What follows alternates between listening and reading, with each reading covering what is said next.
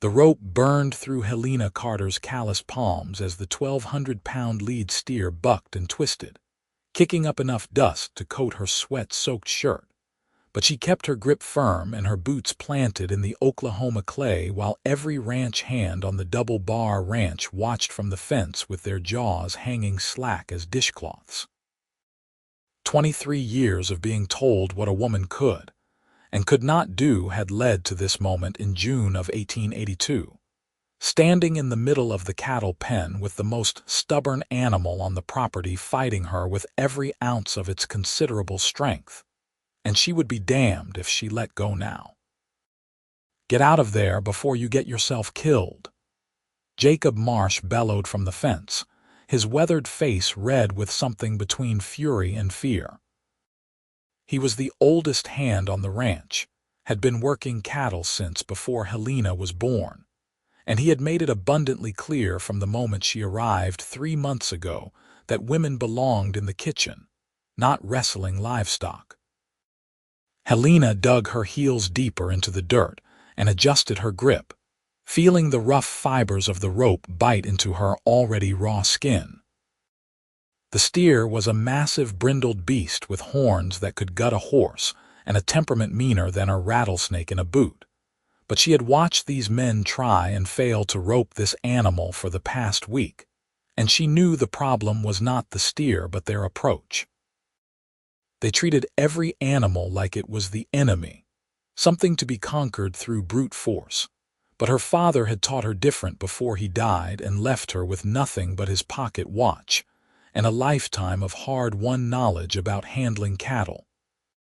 The steer charged left, trying to build momentum to yank the rope from her hands, but Helena moved with it, reading its body language like words on a page. She could see the slight shift in its shoulders before it changed direction, could feel the tension in the rope that told her when it was about to pull versus when it was about to slack. This was not about strength, though she had plenty of that from years of farm work that no one wanted to acknowledge. This was about understanding the animal, working with its nature instead of against it. From his position leaning against the far post of the corral, Aaron Northfield watched the scene unfold with the kind of quiet intensity that made people nervous when they noticed it. Though most folks never did notice, because Aaron had perfected the art of blending into the background. He was the foreman of the Double Bar Ranch, 26 years old, and already managing one of the largest cattle operations in the Oklahoma Territory. But he wore his authority like he wore his faded denim shirt, comfortable and unassuming. He had been watching Helena Carter since the day she showed up looking for work, claiming she could handle horses and cattle as well as any man, and while the other hands had laughed her straight back toward the ranch house where the cook needed help, Aaron had seen something in her eyes that made him curious enough to give her a chance, albeit a limited one. He had told her she could work in the stables, mucking stalls and grooming horses, nothing that would put her in direct competition with the men who would surely quit if they thought a woman was taking their jobs. She had accepted without complaint, but Aaron had noticed her watching everything, studying how the hands worked the cattle, observing their techniques and their failures. He had noticed a lot of things about Helena Carter over the past 3 months, things he had no business noticing about an employee, like the way her dark hair caught the sunlight when she forgot to keep her hat on, or how her rare smiles transformed her entire face from pretty to breathtaking. The other hands were shouting now, a cacophony of unhelpful advice and outright criticism, but Helena blocked them out. The steer was tiring.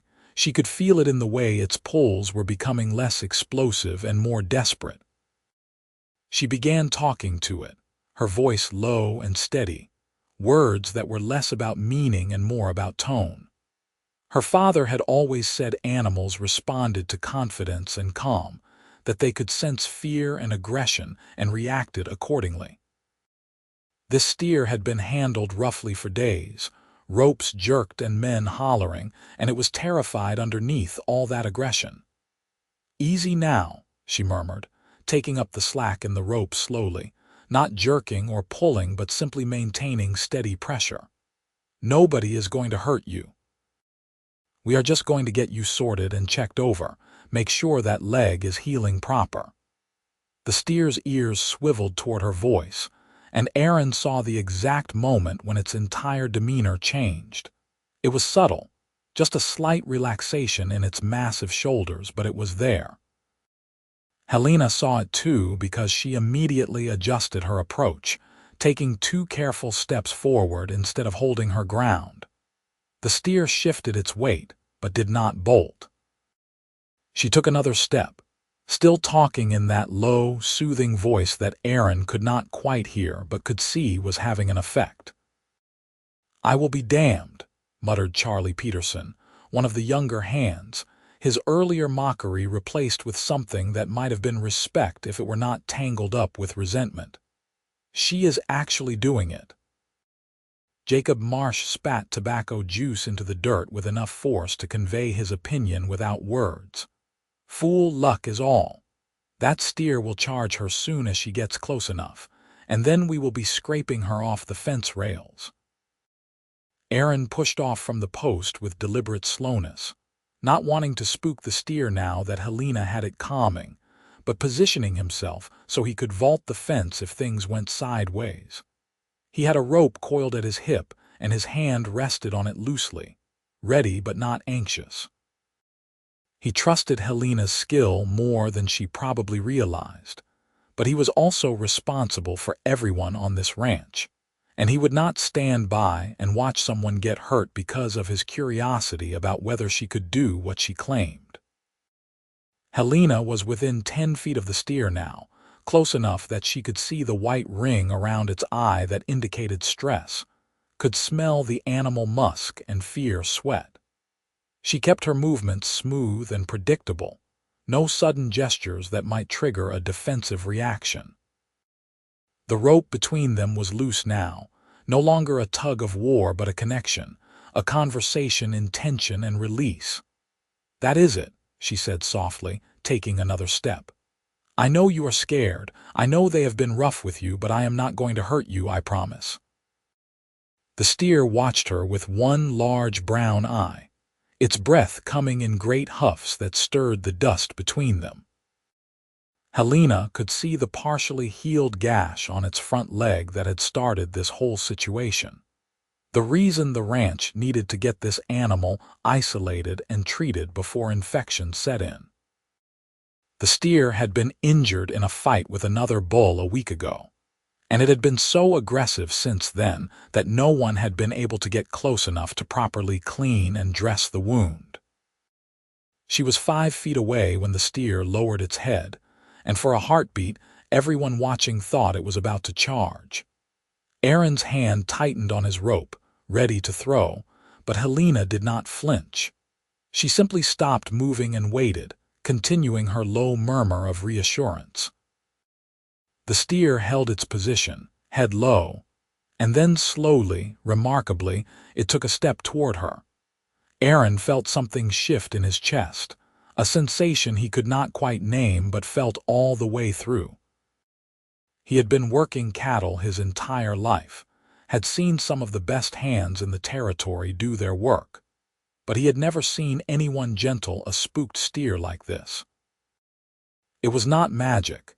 It was skill and patience and an understanding of animal behavior that went deeper than technique, and watching Helena do it made him realize just how much he had underestimated her. She was close enough now to reach out and touch the steer's head, but she did not yet. She let the animal make the final choice, let it close the last bit of distance on its own terms. When the steer stretched its neck forward and huffed warm breath across her outstretched hand, a collective exhale went up from the watching ranch hands, though most of them would never admit they had been holding their breath. Helena stroked the steer's broad forehead, her touch firm but gentle, still talking in that steady stream of nonsense syllables that served more as a lullaby than communication. She worked her way down its neck to its shoulder, letting it get used to her presence, building trust one moment at a time. When she finally knelt to examine the wounded leg, the steer shifted but did not pull away. "Aaron," she called out without turning, her voice pitched to carry but not startle. "I am going to need the medical supplies. The wound is infected, worse than we thought. It needs to be cleaned and dressed proper, and he needs a dose of that antiseptic powder you keep in the barn." There was a long moment of silence, during which Aaron registered the fact that she had called him by his first name, something she had never done before, and that she was asking him specifically rather than any of the dozen other hands standing around. He vaulted the fence in one smooth motion and walked toward the barn, his long strides eating up the distance. When he returned with the supplies, he did not hand them to Helena over the fence but instead climbed back into the corral and walked directly to where she was crouched beside the now calm steer. "Tell me what you need," he said quietly, kneeling beside her. Helena glanced at him, and their eyes met for the first time that day. Up close, he could see that her face was smudged with dirt and sweat, her dark hair coming loose from the braid she kept it in while working, and he thought absently that she was the most beautiful thing he had ever seen, which was a dangerous thought to be having while kneeling in cattle muck. "Hold his head," she instructed, already reaching for the antiseptic solution. "Keep him calm if he startles. Talk to him like I was doing." Aaron positioned himself at the steer's head, one hand on its neck and the other stroking its face, and began talking in a low rumble about nothing in particular, just letting the animal hear his voice and associate it with Helena's gentle touch. He watched as she worked, her hands competent and sure as she cleaned the wound with a thoroughness that spoke of experience. The steer shifted when the antiseptic hit the raw flesh, a low sound of distress rumbling through its massive body, but Aaron kept up his steady stream of words and Helena worked quickly, not drawing out the pain any longer than necessary. "Where did you learn to do this?" Aaron asked when she began wrapping the leg with clean bandages, her fingers nimble despite the awkward angle. "My father had a small ranch up in Kansas," Helena said, not pausing in her work. "Nothing like this place, just 40 acres and enough cattle to make a modest living. But he believed in doing things right, treating animals with respect. He said a rancher who could not see his cattle as living things instead of just property was not worth the dirt under his boots. Your father sounds like he was a wise man." "He was." Helena secured the bandage and sat back on her heels, satisfaction evident in her face despite the exhaustion that shadowed her eyes. "He died 2 years ago. Fever took him over the course of 3 days, and there was nothing any of us could do but watch. My mother followed him 6 months later. The doctor said it was her heart, but I think she just did not want to live without him."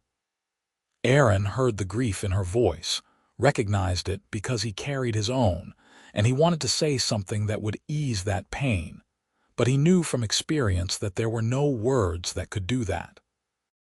So instead, he simply nodded and said, "They taught you well."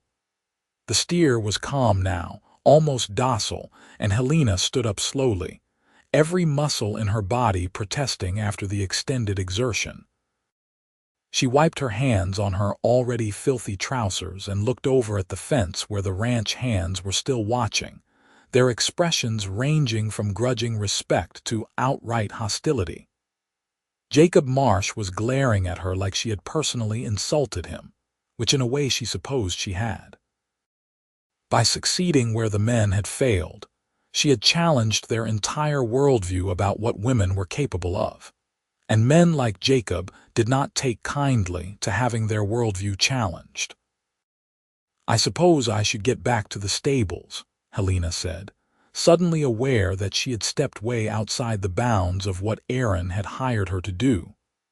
"I am sorry if I overstepped. I just could not stand watching that animal suffer another day." Aaron stood as well, dusting off his knees, though it was a mostly futile gesture given the state of them both. "You did not overstep. You did what needed doing, what none of us seemed capable of doing. That took skill and courage." "It also took her forgetting her place," Jacob Marsh called out from the fence, apparently unable to contain himself any longer. "We have got rules here for a reason, Northfield. You start letting women do men's work, and the whole operation falls apart. Next thing you know, they will be demanding equal pay and voting rights, and who knows what else."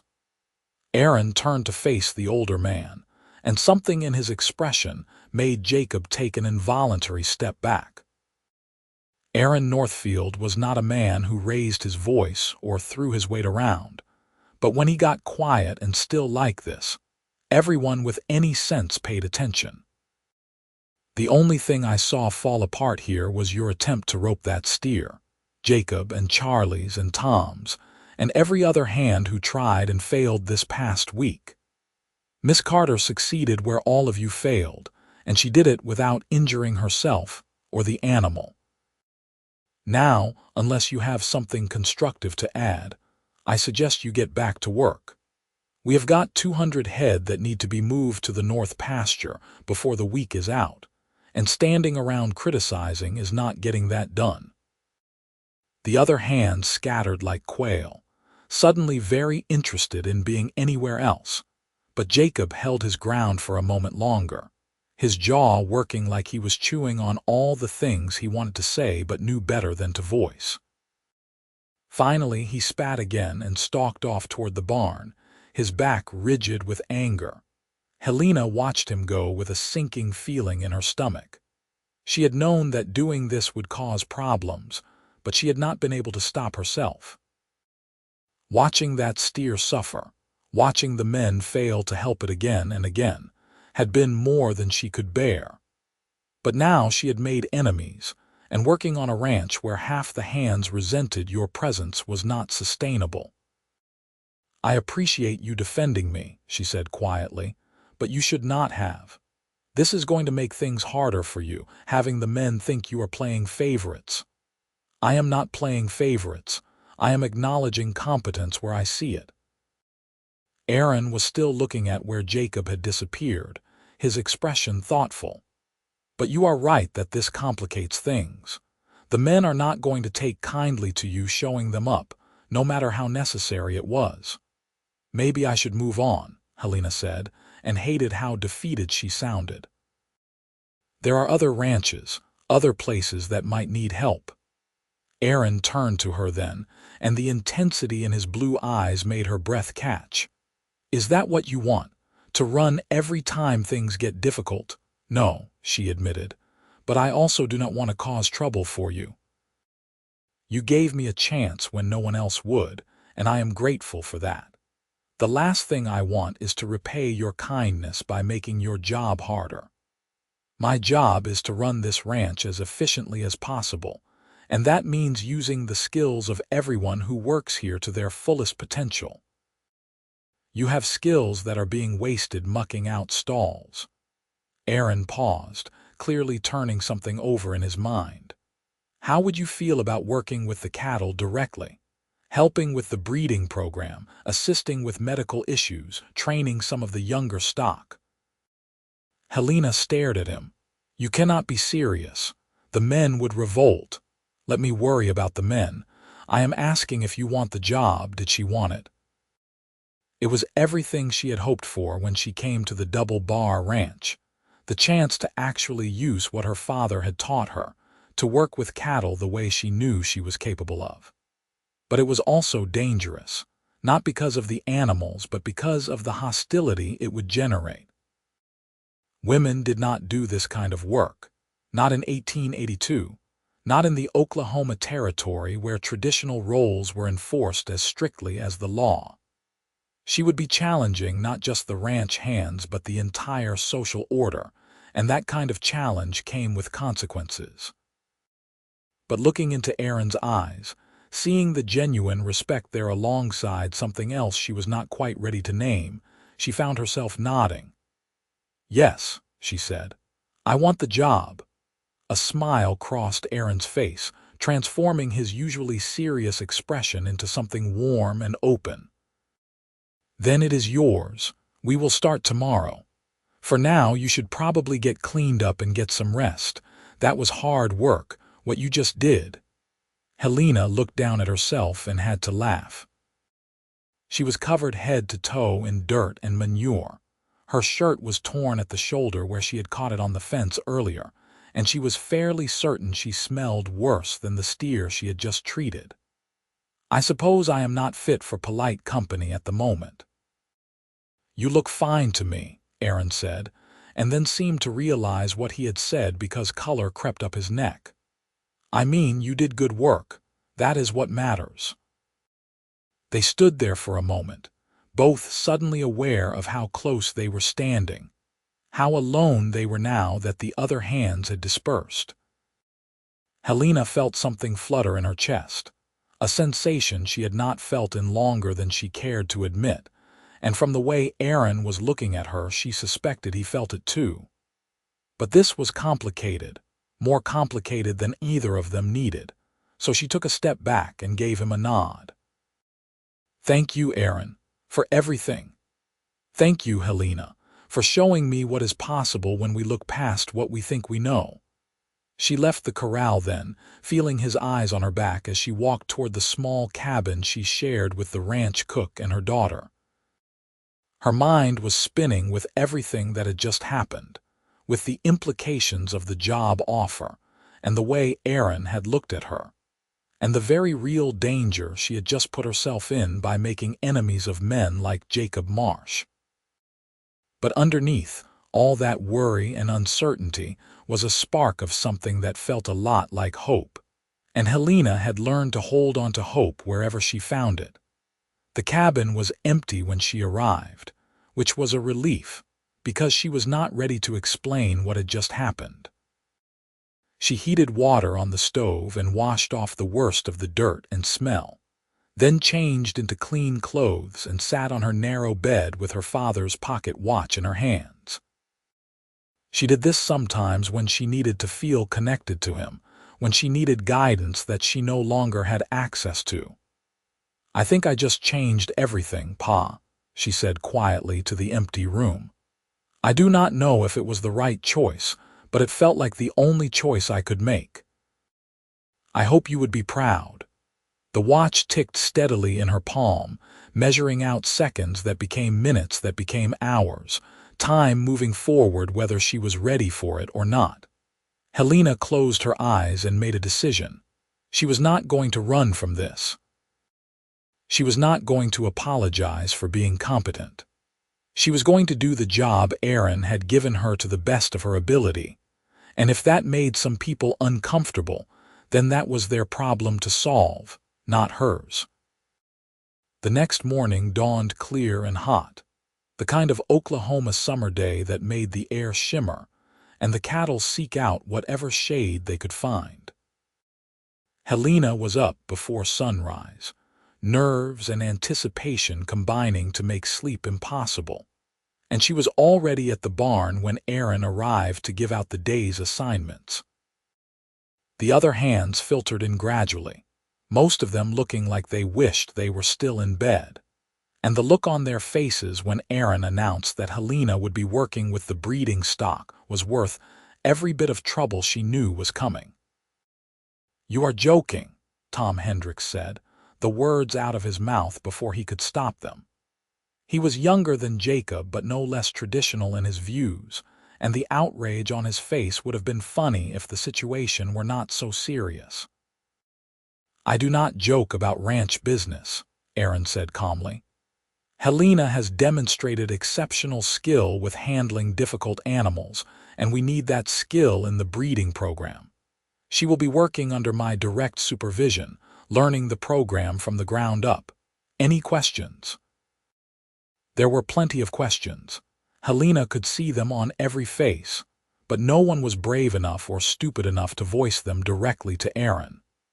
Instead, she saw the glances exchanged, the subtle nods that indicated conversations would be happening later, outside of the foreman's hearing. She had expected this, but knowing it was coming did not make it any easier to witness. Aaron paired her with Charlie Peterson for the morning, which was either a stroke of genius or a recipe for disaster, depending on how Charlie chose to handle it. The young cowboy was somewhere between respect and resentment when it came to Helena, and she suspected this assignment would push him firmly into one camp or the other.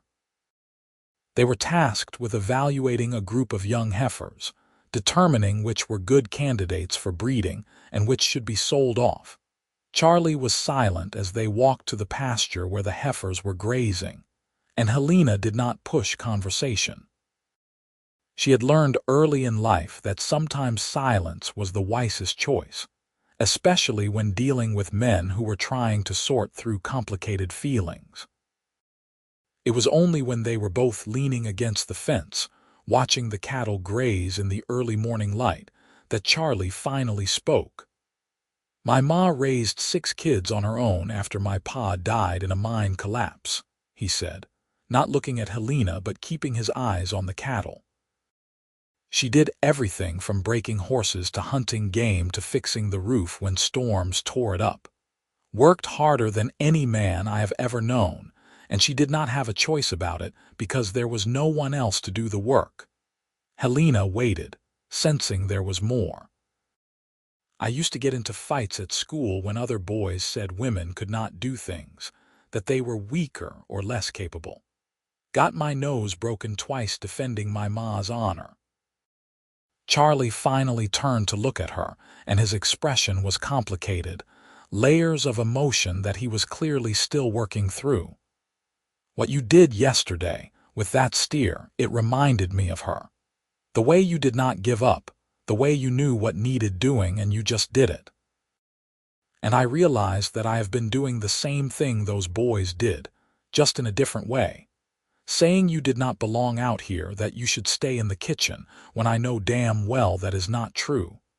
"Thank you," Helena said quietly. "That means more than you probably realize." "I am not saying it is going to be easy," Charlie continued. "The other men, especially Jacob, they are not going to come around like I am. They have got too much invested in believing women are less than. But I wanted you to know that you have got at least one person on your side." "2," Helena corrected. "Aaron is backing me as well." Charlie's expression shifted to something knowing, almost amused. "Aaron Northfield has been walking around the past 3 months looking like a man who got kicked in the head by a horse every time you are nearby. I would say his support goes a bit beyond professional respect." Heat flooded Helena's face, and she was grateful for the early morning dimness that might hide her blush. "You are imagining things." "Am I?" Charlie laughed, not unkindly. "Maybe. Or maybe you are too busy doing the work to notice the way he watches you. Either way, it is not my business. Come on, let us get these heifers sorted before the heat gets unbearable." They worked together for the next several hours, and Helena was grateful to discover that Charlie genuinely listened to her input and seemed to value her opinions. They disagreed on a few of the heifers, but it was productive disagreement, the kind that came from 2 people with different perspectives working toward the same goal. By the time the sun was high and brutal, they had the heifers sorted and tagged, and Helena felt like she had accomplished something real. Aaron found them taking a water break in the shade of the barn, both of them sweating through their shirts despite the early hour. "How did it go?" he asked, directing the question at both of them but his eyes lingering on Helena. "Good," Charlie said. "Real good. Helena has got a sharp eye for conformation, caught a couple of issues I would have missed." "I did not miss them," Aaron said mildly. "I was waiting to see if you 2 would catch them." Charlie groaned. "You were testing us. Consider it a learning opportunity." Aaron handed them both fresh canteens of water, his fingers brushing against Helena's briefly when she took hers, and even that small contact sent awareness sparking up her arm. "Take an hour to rest and get something to eat. Then I need you both back out to help move the main herd to the north pasture." The rest of the day passed in the kind of hard physical work that Helena had always found satisfying. Moving cattle was a complex dance of positioning and timing, reading the animal's behavior and responding accordingly, and she threw herself into it with the same focus she had brought to roping the lead steer. Aaron worked alongside them, not content to simply direct from a distance, and Helena found herself aware of him in a way that made it hard to concentrate sometimes. The way he sat his horse, completely at ease and in control.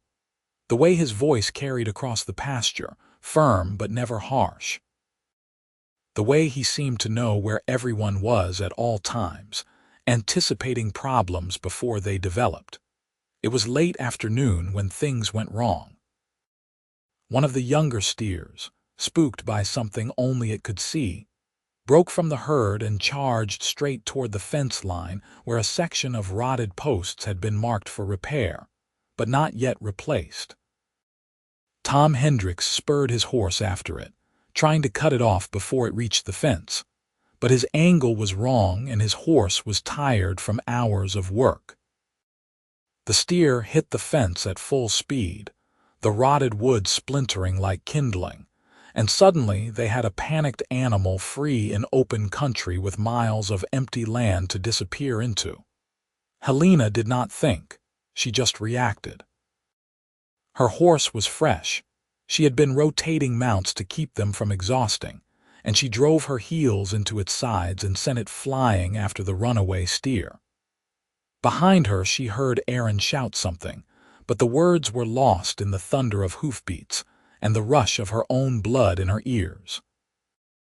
The steer was fast, fear giving it speed, but her horse was faster and she knew how to read the landscape, to anticipate which way the animal would turn based on the terrain. They flew across the prairie, grass whipping past in a blur, and Helena worked her rope loose from her saddle, building a loop as she rode. She had been roping since she was 8 years old, small targets at first and then graduated to livestock as she got older and stronger, and the motion was as natural to her as breathing. The steer cut left around a stand of scrub oak, and Helena adjusted her trajectory, closing the distance. She could see the white ring around its eye, the foam flecking its mouth, and she felt a pang of sympathy for the terrified animal even as she prepared to rope it. The loop flew true, settling over the steer's head and shoulders just as Helena had intended, and she immediately wrapped the rope around her saddle horn and pulled her horse up short.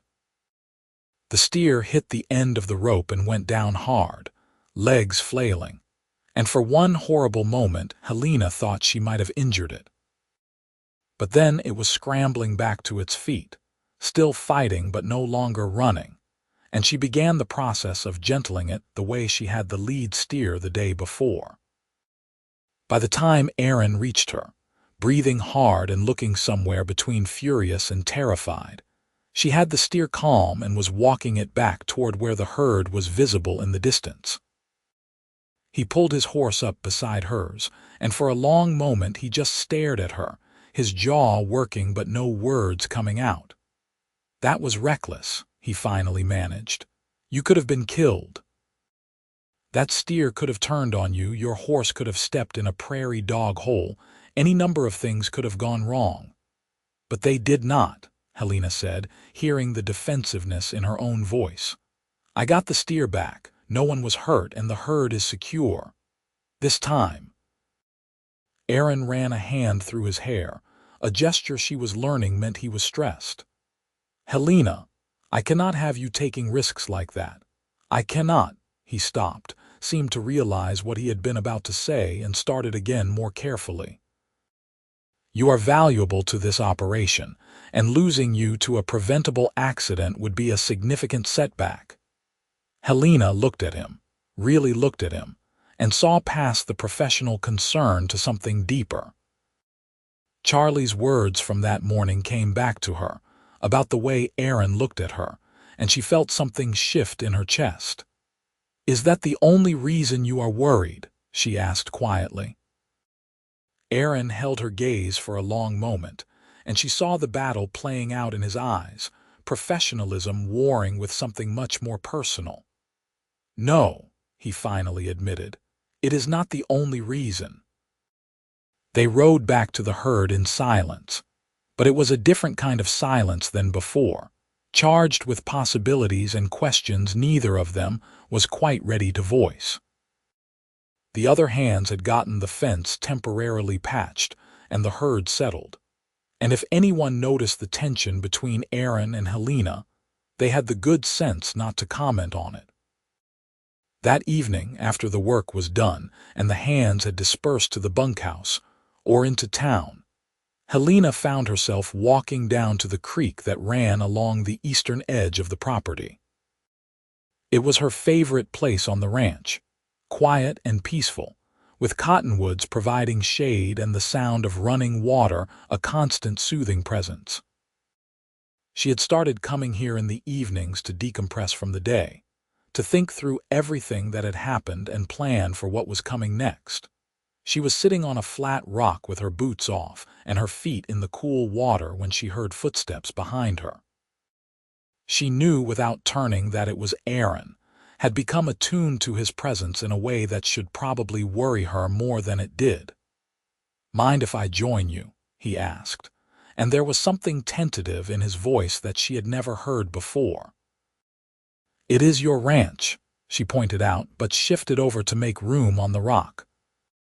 Aaron sat down beside her, close enough that their shoulders were nearly touching, and for a while they just sat in comfortable silence, watching the water flow past and listening to the evening sounds of frogs and crickets beginning their nightly chorus. The sky was turning the deep orange and pink of sunset, and the air was finally beginning to cool after the brutal heat of the day. "I owe you an apology," Aaron said finally. "What I said earlier about you being reckless, that was not fair. You did what needed to be done, and you did it well. I was scared, and I let that fear come out as criticism." "You were right, though," Helena said. "It was risky, but everything we do with cattle is risky. Getting on a horse is risky. Working in a kitchen with hot stoves and sharp knives is risky. Living is risky." "True. But some risks feel different than others." Aaron picked up a smooth stone and skipped it across the water, watching it bounce 3 times before sinking. "Can I ask you something personal?" Helena's heart skipped. "You can ask. I might not answer. Fair enough." He was quiet for a moment, clearly gathering his thoughts. "Why are you really here? You have got skills that could get you work on any ranch, probably even running your own operation if you had the capital. Why hire on as a stable hand at the double bar?" Helena considered how much to tell him, how vulnerable to make herself. But there was something about the fading light and the sound of the water and the genuine interest in his voice that made her want to be honest.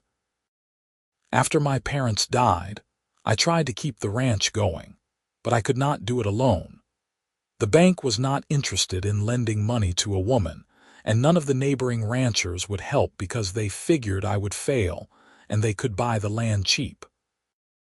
I held on for a year, working myself half to death, but eventually I had to accept that I was going to lose it no matter what I did. So I sold what I could, paid off what debts I could, and left with enough money to get me here and not much else. I am sorry. Losing a family ranch, that is hard. The ranch was just land and buildings. What I really lost was my parents and the life I thought I was going to have." Helena drew her knees up and wrapped her arms around them, feeling suddenly cold despite the warm evening. "I came here because I needed a fresh start, somewhere no one knew me or had preconceived notions about what I should be doing with my life. I wanted to prove to myself that I could make it on my own, using the skills my father taught me, not just living off charity or marrying someone for security. "Is marriage off the table then?" Aaron asked, and there was something carefully casual about the question that made Helena's pulse quicken. "I did not say that. I just said I was not going to marry for security. If I ever marry, it will be because I found someone I genuinely care about, someone who sees me as a partner instead of property or a burden or a pretty decoration." "That seems reasonable." Aaron was quiet for a moment, then said, "For what it is worth, I see you as all of those things." Helena's head whipped around. "What? A partner? Someone I can trust to do difficult work, someone whose opinion I value, someone who challenges me to be better at what I do." Aaron met her eyes, and there was no hiding the emotion in them now. "I also see you as beautiful and brave and remarkable, and I know I should not be saying any of this because you work for me, and that makes this complicated, but I cannot seem to help myself." Helena's mouth had gone dry. "Aaron, you do not have to say anything. I just needed you to know. Because when I saw you chase after that steer today, all I could think was that I could not lose you, and not just because you are a skilled ranch hand. I cannot lose you because somewhere in the past 3 months you have become important to me in a way that goes beyond work." They sat there staring at each other, the air between them crackling with tension and possibility. Helena knew she should be careful, should think this through, should consider all the ways this could go wrong and complicate her life even further. But she was tired of being careful, tired of always doing what she was supposed to do instead of what she wanted to do. And what she wanted, more than she had wanted anything in a long time, was to kiss Aaron Northfield. So she did. She leaned in and pressed her lips to his, half expecting him to pull away to tell her this was a mistake. But he did not pull away. Instead, his hand came up to cup her face, gentle and sure, and he kissed her back with a tenderness that made her chest ache. It was not a long kiss, not passionate or demanding, just a sweet acknowledgement of what was building between them, and when they finally pulled apart they were both smiling. "I have been wanting to do that for weeks," Aaron admitted, his thumb tracing her cheekbone. "Then why did not you?" "Because I did not want you to think I was taking advantage, or that the job offer was conditional, or any of the 1,000 ways that could have been misinterpreted." Helena laughed, the sound bright and free. "I appreciate your restraint, but for the record, if you want to kiss me again, I am not going to complain." So he did, longer this time, and Helena felt like she was floating, untethered from all the worry and grief and uncertainty that had weighed her down for so long. When they finally pulled apart again, the stars were beginning to appear overhead, and the temperature had dropped enough that she shivered slightly. Aaron immediately shrugged out of his shirt and draped it over her shoulders, leaving him in just his undershirt, and Helena wanted to protest, but found she liked having his scent wrapped around her too much to give it back. They sat by the creek until full dark, talking about everything and nothing, sharing stories about their pasts and their hopes for the future. Helena learned that Aaron had grown up on a ranch in Texas, that he had come to Oklahoma Territory 5 years ago looking for opportunities. His father's small operation could not provide, that he dreamed of one day owning his own spread, but was in no hurry because he liked working for the Double Bar's owner, a man named Samuel Brennan, who spent most of his time in St. Louis managing his other business interests, and trusted Aaron to run the ranch as he saw fit. Aaron learned that Helena's favorite time of day was dawn, when the world was quiet and full of possibility, that she could play the fiddle though she had not picked one up since her mother died because it hurt too much, that her dream was to breed cattle with specific traits for handling harsh weather and poor grazing conditions, the kind of hardy stock that could thrive in difficult environments. "That is brilliant," Aaron said when she explained her breeding theories. "We could implement some of that here, run a pilot program with a small group and see how they perform compared to the standard stock. You would let me do that? Why not?" "It is a smart idea, and if it works it could give the double bar a significant advantage in the market.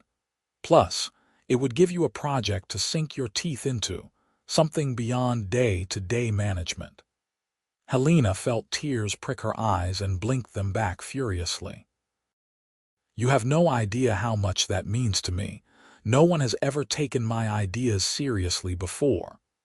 Then no one before was paying attention. Aaron stood and offered her his hand. "Come on, we should head back before people start wondering where we are and making assumptions." "Let them wonder," Helena said, but she took his hand anyway, lacing her fingers through his as they walked back toward the ranch buildings. It felt natural and right, holding his hand, and she found herself wondering how something could feel so significant and so simple at the same time. They parted at the door to her cabin, another kiss that lasted longer than it probably should have. And when Helena finally went inside, she found the cook, Martha, and her daughter Sarah both pretending to be very interested in their sewing but clearly dying of curiosity. "Not a word," Helena said, but she could not keep the smile off her face. "I did not say anything," Martha protested, but her own smile was wide. "I will just note that Aaron Northfield is a good man, steady and fair, and if I were a young woman I would certainly not object to his attention." "Martha, I am simply making an observation. Now get some sleep. You have got another big day tomorrow if Aaron is going to keep you on cattle work." Helena lay in bed that night, staring at the ceiling and replaying the evening over and over in her mind. It had been a perfect day, from the success with the heifers to the rescue of the runaway steer to that conversation by the creek. But she also knew that the challenges were far from over. The other ranch hands, with the notable exception of Charlie, were not going to suddenly accept her presence just because she was competent. If anything, her developing relationship with Aaron might make things worse, fuel accusations of favoritism and special treatment. But lying there in the dark, still able to feel the ghost of Aaron's lips on hers, Helena found she could not bring herself to regret any of it. She had spent too long being careful, being what other people expected her to be, and it had gotten her nothing but loneliness and frustration. If being with Aaron meant facing more challenges, then she would face them. Together, they would figure it out. The next few weeks fell into a pattern that was both exhilarating and exhausting. During the day, Helena worked harder than she had ever worked in her life, determined to prove that Aaron's faith in her was justified. She assisted with everything from branding to medical treatments to training young horses, and slowly, grudgingly, some of the other hands began to respect her skills if not her presence. Charlie became a genuine friend, often seeking her out for advice on handling difficult animals or just to talk during breaks. Even Tom Hendricks, who had been openly hostile at first, eventually admitted that she knew her way around cattle. Jacob Marsh, however, remained implacably opposed to everything Helena represented. He never directly challenged Aaron's authority, was too smart for that, but he made his displeasure known in a dozen small ways, tools that mysteriously disappeared when Helena needed them. Assignments that put her in the most difficult and dangerous positions. Comments just loud enough to be heard but not quite loud enough to be called out as insubordination. It was a constant low-level campaign of harassment, and while Helena tried not to let it get to her, some days were harder than others. Aaron noticed, of course. He noticed everything where Helena was concerned, a fact that did not escape the other hand's attention.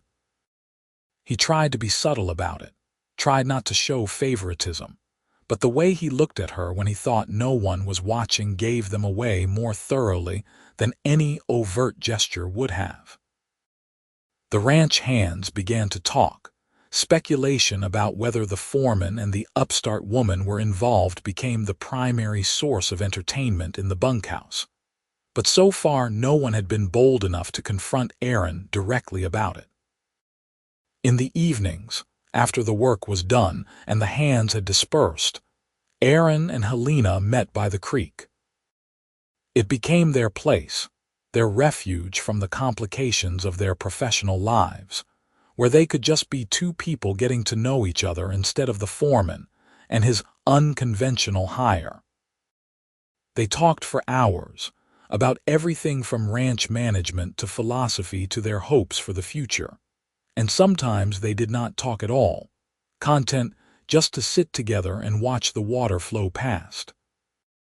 They kept their relationship as private as possible, both understanding that going public would make everything harder, but privacy was a relative concept on a working ranch.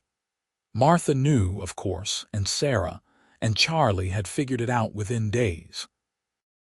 But they all kept the secret, recognizing that what Aaron and Helena had was special and worth protecting. It was nearly a month after Helena roped the lead steer that everything came to a head. The ranch owner, Samuel Brennan, sent word that he would be visiting to inspect the operation and review the books, something he did once or twice a year.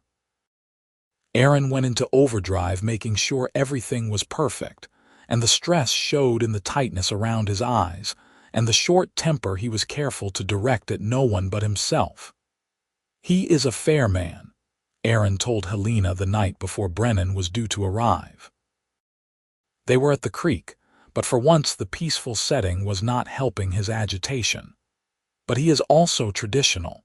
If he hears rumors about you and me, or if Jacob decides to make an issue of having a woman working cattle, then we will deal with it," Helena said firmly. "Aaron, you have done nothing wrong. The ranch is thriving, the cattle are healthy, and the breeding program you let me start is already showing promising results. Samuel Brennan would be a fool to object to any of that. I hope you are right." Samuel Brennan arrived the next afternoon in a coach, and four that looked ridiculously fancy against the rough practicality of the ranch. He was in his early 50s, barrel-chested and graying, with sharp eyes that seemed to miss nothing. Aaron met him formally, and Helena made herself scarce, working with the horses in the far pasture where she would not accidentally cause problems. But avoiding Brennan turned out to be impossible. He insisted on touring the entire operation, asking detailed questions about every aspect of the ranch management, and eventually he reached the breeding pens where Helena was working with a young bull calf that had shown promising traits. "Who is this?" Brennan asked Aaron, his tone not unkind but definitely curious. "This is Helena Carter, sir. She has been working with our breeding program, implementing some innovative selection strategies." Brennan's eyebrows rose. "A woman, working with cattle." Helena braced herself for the condemnation she had heard so many times before, but Brennan surprised her. He walked over to the pen, studied the calf she had been working with, and asked, "What makes this one special?" Helena glanced at Aaron, who gave her a nearly imperceptible nod. "He is from a line we have been developing for hardiness in poor conditions.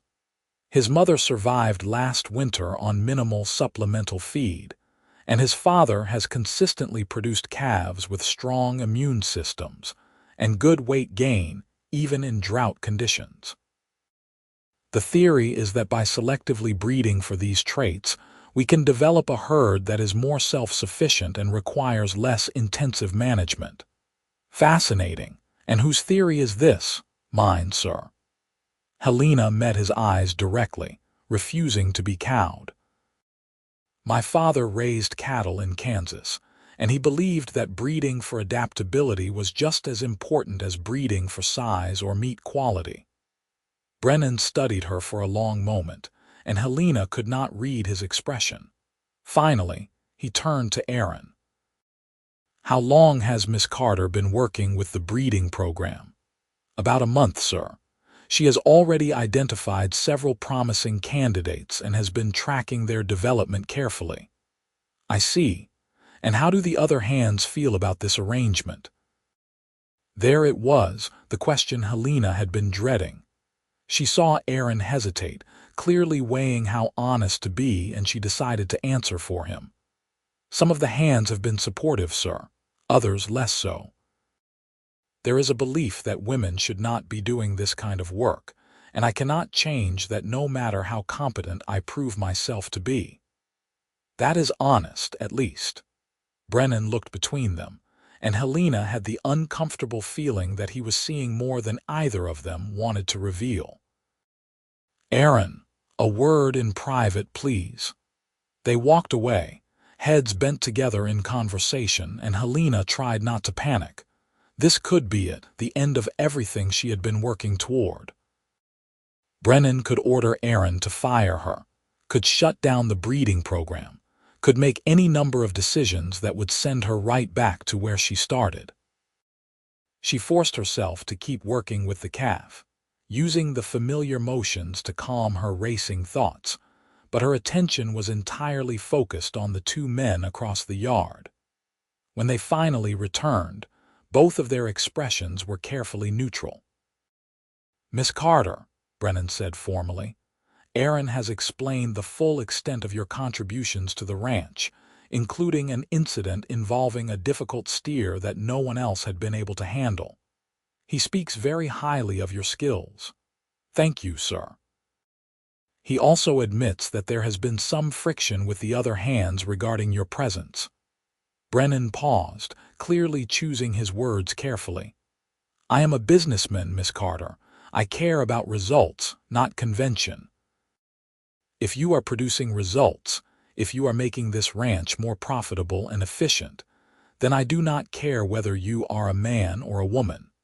However, I also cannot have my foreman distracted by interpersonal drama that interferes with operations. Do you understand what I am saying?" "I believe so, sir. You want me to keep doing good work without causing trouble." "Exactly. Can you do that?" Helena wanted to point out that she had never been the one causing trouble, that the friction came from men who could not accept her presence, but she knew that argument would not help her case. So instead she simply said, "Yes, sir, I can." "Good. Then continue as you have been. Aaron assures me your breeding program has merit, and I am willing to see where it goes.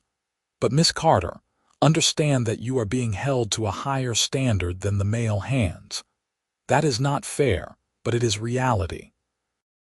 One significant mistake, one incident that reflects poorly on this operation, and you will be gone.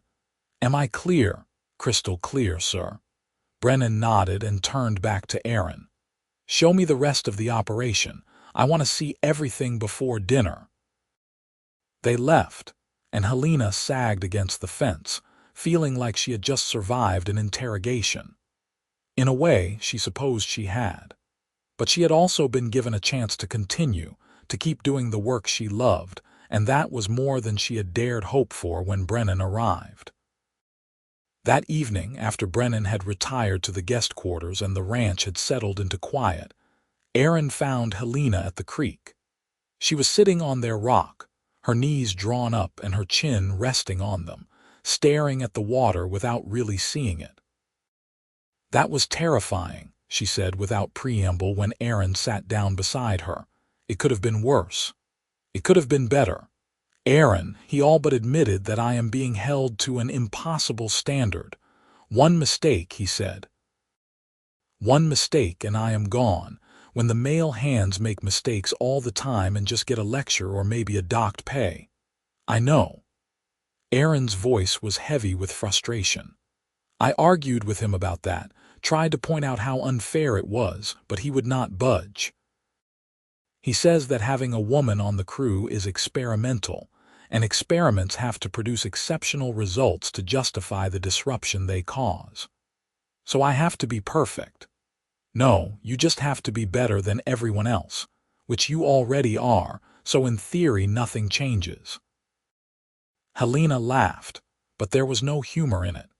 In theory. But we both know that one of the hands, probably Jacob, is going to be looking for any excuse to sabotage me now. They heard what Brennan said, same as we did.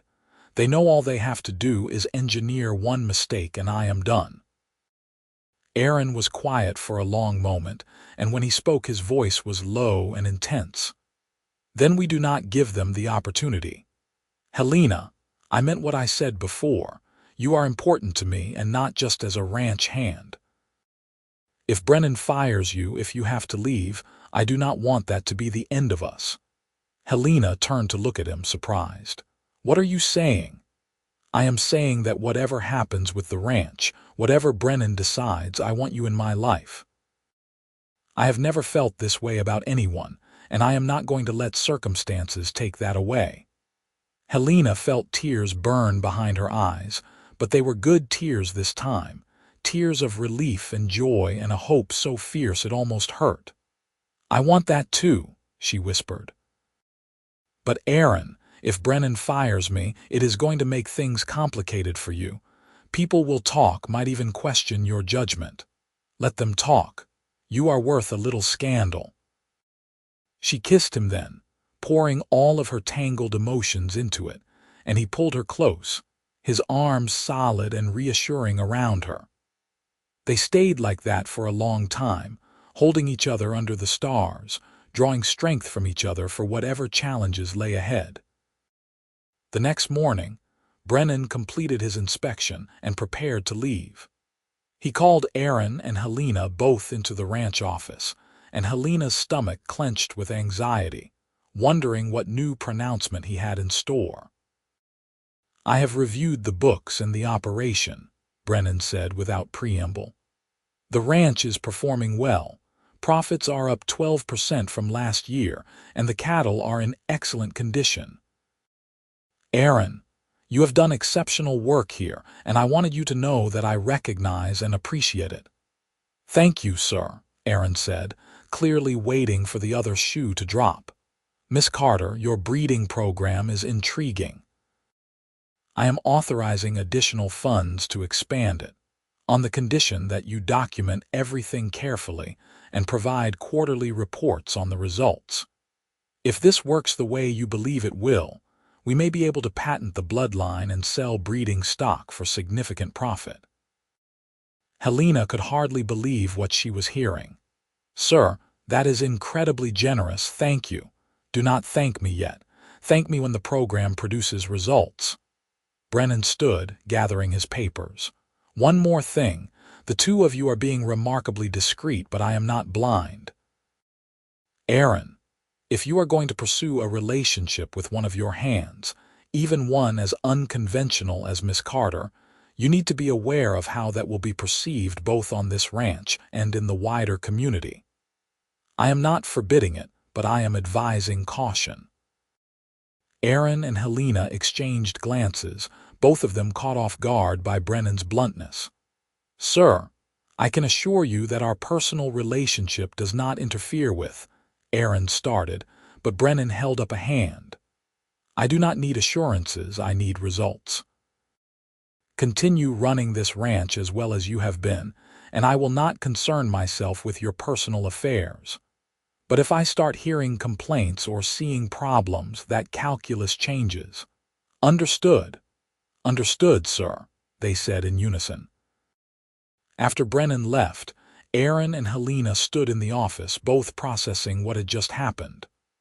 Well, Aaron said finally, that was unexpected. He knew, Helena said, still marveling at it.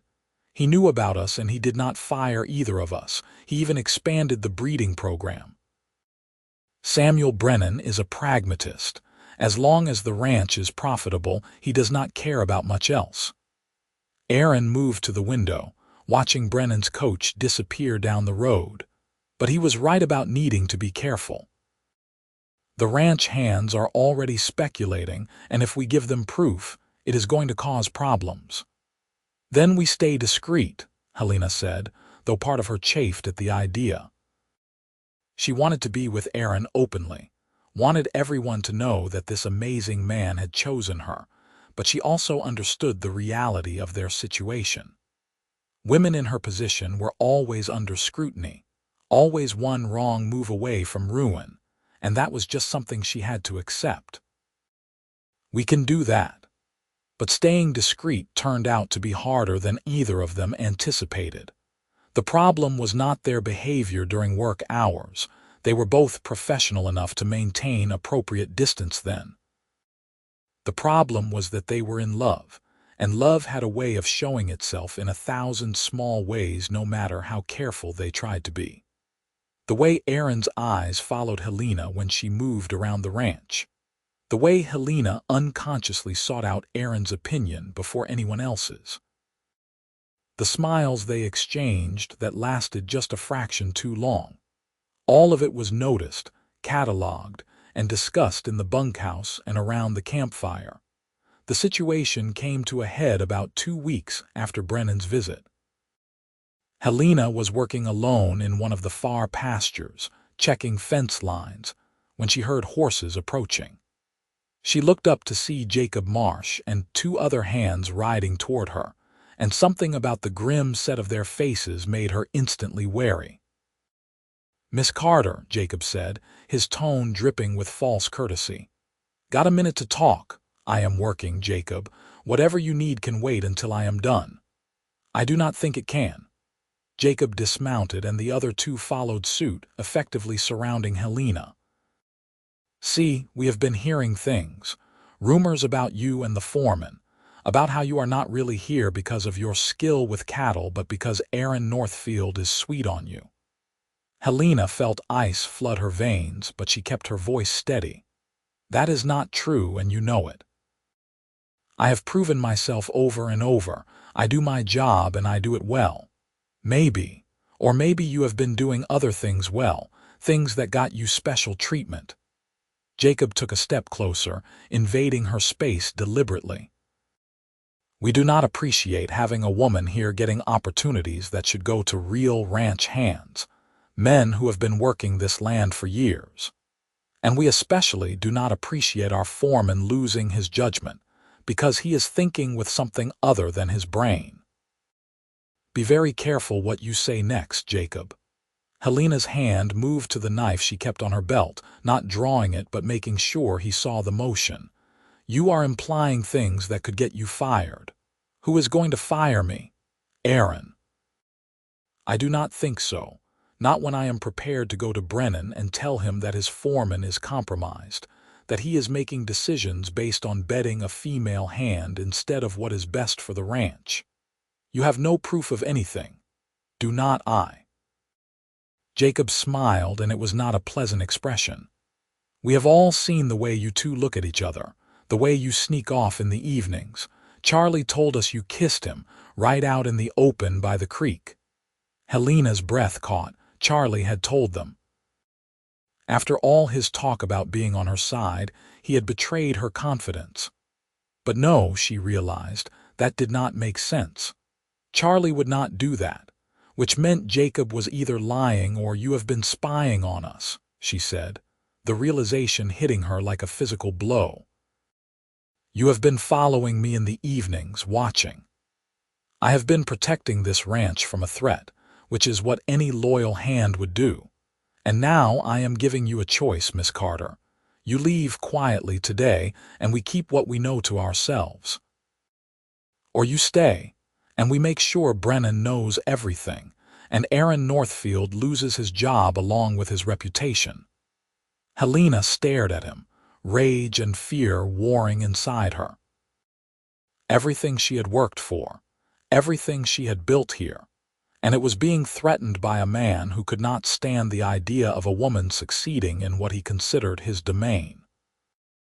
She wanted to fight, wanted to stand her ground and dare him to do his worst, but she also knew that Jacob was not bluffing.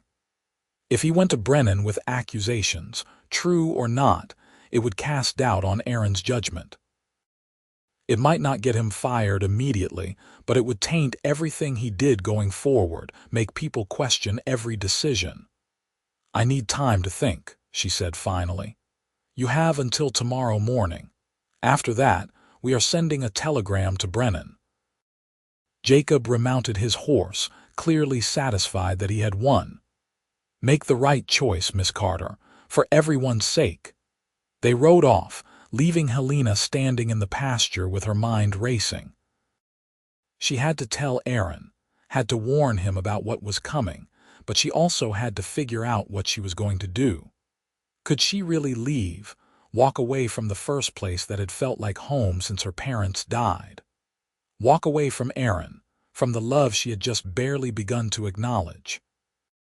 But if staying meant destroying Aaron's career, how could she do that either? She finished checking the fence line mechanically, her body going through the motions while her mind spun in circles. By the time she made it back to the main ranch, it was late afternoon, and she found Aaron in the barn going over the next week's assignments with Charlie. "Aaron, I need to talk to you," she said without preamble. "It is urgent." He must have heard something in her voice because he immediately put down the clipboard and told Charlie they would finish later. They walked to the office, and as soon as the door closed behind them, Helena told him everything. She watched his expression shift from concern to anger and finally to a hard determination that reminded her why he was such an effective foreman. "Jacob Marsh is going to regret this," Aaron said, his voice low and dangerous. "Blackmail, spying on employees, creating a hostile work environment. I have grounds to fire him right now. And if you do, he will follow through on his threat. He will go to Brennan, probably claim you fired him in retaliation for discovering your inappropriate relationship with me.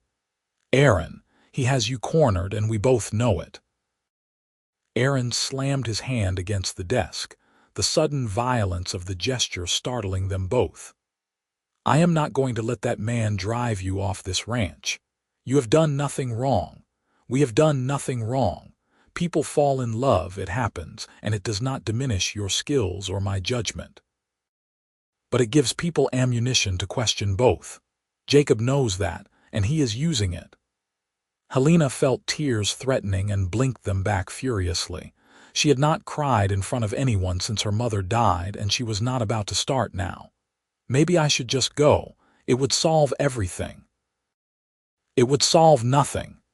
Aaron was in front of her suddenly, his hands on her shoulders, his eyes blazing. "Helena, if you leave because of Jacob's threats, then he wins. Men like him always win because women are always the ones expected to sacrifice, to compromise, to disappear rather than make waves. I am not accepting that. We are not accepting that." "Then what do we do?" Aaron was quiet for a long moment, thinking. Finally, he said, "We call his bluff. Tomorrow morning, before Jacob can send any telegram, I am going to gather all the hands and I am going to tell them the truth. Yes, you and I are involved. Yes, I care about you. And no, that does not change the fact that you are the most skilled cattle handler on this ranch, and that every decision I have made regarding your employment has been based on merit, not favoritism. Then I am going to tell them that anyone who has a problem with any of that is welcome to collect their pay and ride out." Helena stared at him. "You cannot do that. You will lose half your crew." "Then I will hire new crew." "Helena, I am not going to let fear dictate our lives. I am not going to hide what we have like it is something shameful. If Brennan has a problem with it, then he can find a new foreman, but I am betting he will not because the ranch is performing better than it has in years, and he is not stupid enough to throw that away over gossip. You are betting your career on that. I am betting on us." Aaron cupped her face in his hands, his touch gentle despite the intensity in his eyes. "I have never been more certain of anything in my life. You are worth fighting for, worth risking everything for." The only question is whether you believe that too." Helena felt something inside her crack open, all the fear and doubt she had been carrying spilling out to be replaced with a fierce, unshakable certainty. Aaron was right. She was tired of running, tired of apologizing for being good at what she did, tired of letting men like Jacob Marsh dictate her choices. It was time to stand her ground. "I believe it," she said, "and I am with you whatever happens." Aaron kissed her then, hard and desperate and full of promise, and when they finally pulled apart they were both breathless. "Tomorrow," he said, "we end this tomorrow." That night Helena could not sleep. She lay in bed staring at the ceiling, running through every possible outcome of the next day's confrontation. Part of her was terrified that this would all blow up in their faces, that they would lose everything they had worked for. But another part, a deeper part, was exhilarated. For the first time in her life, she was not running from a fight. She was standing with someone who believed in her, who was willing to risk everything for her, and that was a gift more precious than she had words to express. Morning came too quickly and too slowly at the same time. Helena dressed with care, choosing her cleanest work clothes and braiding her hair back tightly. She wanted to look professional, competent, someone who could not be dismissed as frivolous or inappropriate. When she walked to the main yard where the hands gathered for morning assignments, she held her head high and her shoulders back, every inch of her projecting confidence, even as her stomach churned with nerves. Aaron was already there, and the look he gave her when she arrived was full of love and support and unwavering belief. Charlie was there too, standing slightly apart from the other hands, and when Helena caught his eye he gave her a small nod that confirmed what she had suspected. He had not betrayed them. Whatever Jacob knew, he had learned through spying, just as Helena had accused. Jacob himself was standing with his usual group of supporters, and the smug satisfaction on his face made Helena want to punch him. But she kept her expression neutral and her hands at her sides, determined not to give him any ammunition. When all the hands had gathered, Aaron stepped forward. "Before we get to today's assignments, there is something I need to address. It has come to my attention that there have been rumors circulating about Miss Carter and myself, specifically regarding the nature of our relationship." You could have heard a pin drop. Every eye was on Aaron, and Helena could feel the weight of their attention like a physical thing. "I am going to be direct," Aaron continued. "Yes, Helena and I are involved. We have been for several weeks now. I care about her a great deal, and I am not going to hide that or apologize for it." Jacob stepped forward, his expression triumphant. "So you admit it. You admit that you have been making decisions based on personal feelings instead of what is best for the ranch." "I admit no such thing." Aaron's voice cracked like a whip. "Every decision I have made regarding Helena's employment has been based solely on her skills and performance. She is the best cattle handler on this ranch. She has implemented a breeding program that has the potential to revolutionize our operation, and she has proven herself time and again in situations where many of you failed. My personal feelings for her do not change any of those facts." "But they cloud your judgment," Jacob insisted. "You cannot be objective about someone you are betting." The crude language made several of the hands shift uncomfortably, and Aaron's expression went hard. "Be very careful, Jacob. You are walking a line here. I am just saying what everyone is thinking. She does not belong here, and you keeping her on is proof that you are not fit to be foreman." "Is that so?" Aaron crossed his arms. "Then let me make something clear to everyone here. I am the foreman of this ranch, appointed by Samuel Brennan himself, and I will run this operation as I see fit. That includes employing whoever I believe will make the ranch more successful, regardless of their gender. If anyone here has a problem with that, you are free to collect your pay and leave. Right now." Silence. The hands looked at each other, clearly not expecting Aaron to be so direct. Helena held her breath, waiting to see who would move, who would choose to leave rather than work under these conditions. Charlie stepped forward first, but instead of heading toward the pay office, he moved to stand beside Aaron. "I am staying." Helena is good at what she does, and anyone who says different is lying or blind. Then, to Helena's shock, Tom Hendricks moved to stand beside Charlie. "I did not want to admit it, but the lady knows her cattle. And I would rather work with someone competent, woman or not, than someone who spends all his time complaining." One by one, the other hands made their choices. Some moved to stand with Aaron. Some stayed where they were looking uncertain, and a handful, including Jacob, headed toward the pay office. In the end, Aaron lost 5 hands, including Jacob Marsh, but he kept 15, enough to run the ranch, though it would mean everyone working harder until they could hire replacements. Jacob stopped on his way out, his face red with fury. "This is not over, Northfield. I am going to make sure Brennan knows exactly what kind of man you are, putting a woman ahead of loyal workers."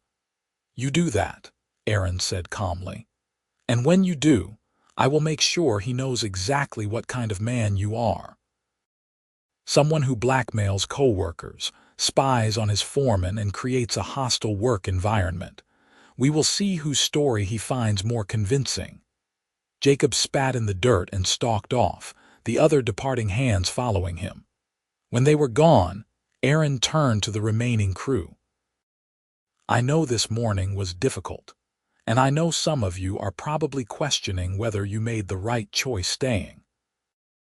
All I can tell you is that I am committed to running this ranch fairly and efficiently, and that means using the skills of everyone here to their fullest potential, Helena included. If you give her a chance, if you judge her on her work instead of her gender, I think you will be surprised by what she can do." The hands dispersed to their assignments, the tension of the morning slowly dissipating into the familiar rhythms of work. Helena found herself assigned to work with Tom Hendricks, moving a group of cattle to fresh pasture, and the fact that Tom treated her like any other hand, asking her opinion and taking her suggestions seriously, felt like a victory all its own. That evening, Helena and Aaron sat by the creek, both of them exhausted but also lighter than they had been in weeks. The threat of Jacob's blackmail was gone, replaced by the much slower and more manageable challenge of proving to Brennan that Aaron's judgment was sound. "I sent a telegram to Brennan this afternoon," Aaron said. "Explained the situation before Jacob could get to him, told him about the blackmail attempt and about us, everything out in the open." Helena's heart skipped. "What did he say?" "He said he trusts my judgment until I give him reason not to, and that as long as the ranch continues to perform, he does not care who I am courting. He also said he appreciated me being honest with him." Helena felt like she could breathe properly for the first time all day. "So we are okay. We can stay. We can stay." Aaron pulled her close and she rested her head on his shoulder, feeling the steady beat of his heart beneath her ear. "And we can stop hiding. No more sneaking around, no more pretending we are just coworkers. We can just be us. I like the sound of that." They sat in comfortable silence for a while, watching the sun set over the prairie, painting the sky in shades of orange and pink and purple.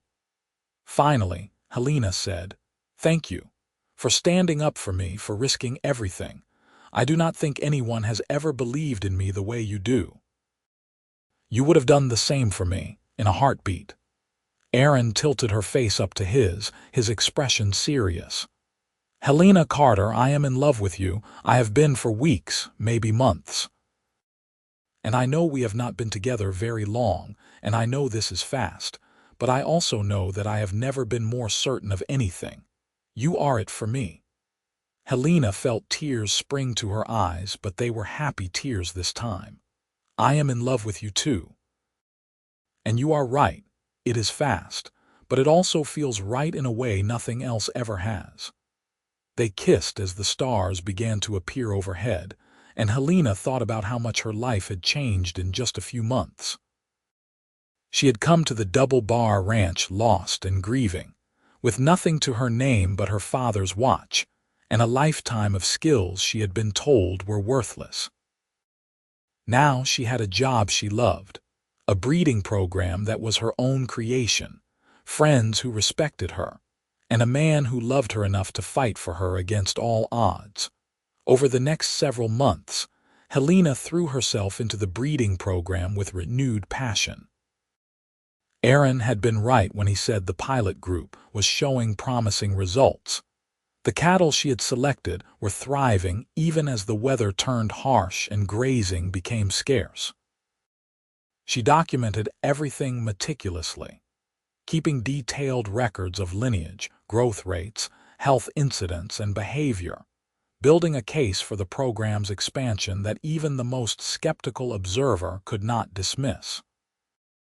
The ranch hands who had stayed gradually came to accept her presence, and some even began seeking out her advice on difficult animals or breeding questions. Tom Hendricks turned into an unlikely ally, his initial resentment transforming into genuine respect once he saw the results she was producing. Charlie remained her closest friend among the hands, often joining her and Aaron in the evenings to talk about everything from cattle management to politics to the future of ranching in the Oklahoma Territory. Aaron promoted Helena to lead breeder in September, a formal recognition of the work she had been doing all along, but also a statement to anyone watching that her position was based on merit, not favoritism. The promotion came with a raise and her own small office in the barn where she could work on her records and plans without interruption. And Helena often caught herself just standing in that office, marveling that she had a space of her own dedicated to work she loved. Her relationship with Aaron deepened over those months, moving from the heady rush of new love into something more substantial and enduring. They learned each other's rhythms, the way Aaron got quiet when he was stressed and needed space to think, the way Helena pushed herself too hard sometimes and needed someone to remind her to rest. They had their disagreements, of course, moments where their different approaches to problems clashed, but they learned to work through those moments with respect and communication, always keeping sight of the fact that they were on the same side. In December, nearly 6 months after that confrontation in the yard, Samuel Brennan made another visit to the ranch. This time Helena was not nervous when he asked to see her. She was confident. She had her records organized, her data compiled, and she was prepared to make her case for expanding the breeding program. Brennan listened to her presentation with his characteristic intensity, asking sharp questions that showed he had actually read the quarterly reports she had been sending. When she finished, he sat back and regarded her thoughtfully. "Miss Carter, this is impressive work. The numbers do not lie. Your selected stock is outperforming the general herd in every measurable category. I am prepared to authorize a significant expansion of the program, dedicating a full quarter of the ranch to your breeding operation." Helena felt her jaw drop. A quarter of the ranch was nearly 500 acres and several hundred head of cattle. It was more than she had dared hope for. "Sir, that is incredibly generous, but managing an operation that size will require additional hands, dedicated staff who understand the program. Then hire them. I am giving you a budget and authority to build a team. You will report directly to Aaron, of course, but the day-to-day management will be yours." Brennan leaned forward. "I am betting on you, Miss Carter. I am betting that you are going to turn this program into the most profitable aspect of this ranch. Do not make me regret it." "I will not, sir." You have my word." After Brennan left, Helena found Aaron waiting for her outside the office, and she could tell from his expression that he already knew what Brennan had said. "A quarter of the ranch," she said, still processing. "He is giving me a quarter of the ranch, because you earned it." Aaron pulled her into his arms, uncaring who might see. "You earned every bit of this, Helena. I am so proud of you." They celebrated that night, just the two of them at the creek, and Aaron surprised her with a bottle of wine he had been saving and a blanket spread out under the stars. They toasted to her success, to the program's expansion, to the future they were building together, and when the wine was gone and the night air had grown cold, Aaron took her hands in his. "I have been thinking about the future a lot lately," he said. "About what I want, where I see myself in 5 years, 10 years, and in every version of that future I can imagine, you are there beside me." Helena's heart was pounding. "Aaron, let me finish," he said gently. "I know we said things were moving fast, and maybe they are, but Helena, I have never been more sure of anything. I want to marry you. I want to build a life with you. I want to run this ranch together, and someday, if Brennan is ever willing to sell, I want to buy it and make it ours. I want children with you, a home with you, a future with you. And I know this is not the most romantic proposal, sitting in the dirt by a creek, but this is our place, and I wanted to ask you here." He pulled a small box from his pocket and opened it to reveal a simple gold band with a small diamond. "Helena Carter, will you marry me?" Helena was crying now, tears streaming down her face, but she was also smiling wider than she ever had in her life. "Yes," she said, the word coming out choked but clear. "Yes, yes, yes, of course I will marry you." Aaron slipped the ring onto her finger and it fit perfectly, like it had been made for her. They held each other under the stars, kissing and laughing and making plans, and Helena thought about how far she had come from that lost, grieving woman who had arrived at the Double Bar Ranch hoping for nothing more than a chance to survive. She had found so much more than that. She had found purpose, respect, love, and a future that looked brighter than anything she had dared to dream. They were married in March of 1883, a small ceremony at the ranch with the hands and a few friends from town in attendance. Martha and Sarah helped Helena make her dress, a simple but elegant cream-colored gown that was practical enough for ranch life, but special enough for a wedding. Charlie stood up for Aaron, and Sarah was Helena's witness, and when the circuit preacher pronounced them husband and wife, the cheers from the assembled guests echoed across the prairie.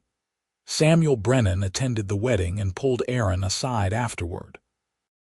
"I have been thinking about what you said in one of your letters, about wanting to eventually own a ranch. As it happens, I have been considering selling the Double Bar. My business interests in St.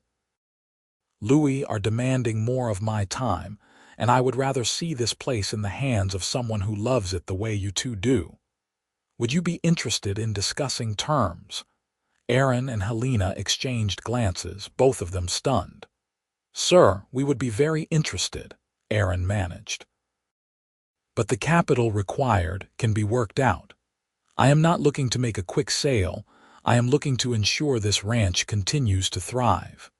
We will structure something that works for all of us, payments over time, that sort of thing. Think about it, talk it over, and let me know." That night, after the celebration had wound down and the guests had departed, Aaron and Helena stood on the porch of the small house they would now share, looking out over land that might someday be theirs. "Can you believe it?" Helena asked, leaning into Aaron's side. "A year ago I had nothing. Now I have you, the breeding program, and possibly a ranch of our own." "You have always had these things," Aaron corrected gently. "You just needed the opportunity to show them. The skill, the determination, the heart, all of that was always there. Maybe. But I needed you to see it, to believe in it when no one else would." We believed in each other. That is what made the difference. They went inside then, to the home they would build together. And as Helena crossed the threshold, she felt her father's pocket watch in her pocket, a constant reminder of where she came from and the values he had instilled in her. She knew he would be proud of her, proud of the life she had built and the woman she had become. The years that followed were full of hard work and triumph, challenges and victories, the normal ebb and flow of life on a working ranch. Aaron and Helena finalized the purchase of the Double Bar Ranch from Samuel Brennan, structuring payments that were aggressive but manageable, and they threw themselves into building something that was truly theirs. Helena's breeding program became renowned throughout the territory, with ranchers coming from as far as Kansas and Texas to purchase her stock, and the income from those sales helped them pay down the ranch debt faster than they had projected. They hired a diverse crew that included not just men but 2 other women, ranch hands who had heard about Helena's success and wanted to work somewhere their skills would be appreciated regardless of their gender. There was resistance from some quarters, predictable complaints about the Carter Northfield Ranch being too progressive and how things were changing too fast. But there was also respect, growing recognition that this operation was producing results that spoke for themselves. In the summer of 1884, Helena discovered she was pregnant. The news filled her with equal parts joy and terror, memories of her own mother flooding back, the complications that had eventually claimed her life. But Aaron was steadfast in his support, insisting they bring in the best doctor they could afford, that Helena rest when she needed to, that they take no unnecessary risks. The pregnancy was difficult. There were moments of genuine fear. But in March of 1885, Helena gave birth to a healthy baby boy they named Daniel Samuel. Daniel for her father and Samuel for the man who had given them their first real chance. Holding her son for the first time, Helena felt a completion she had not known she was missing.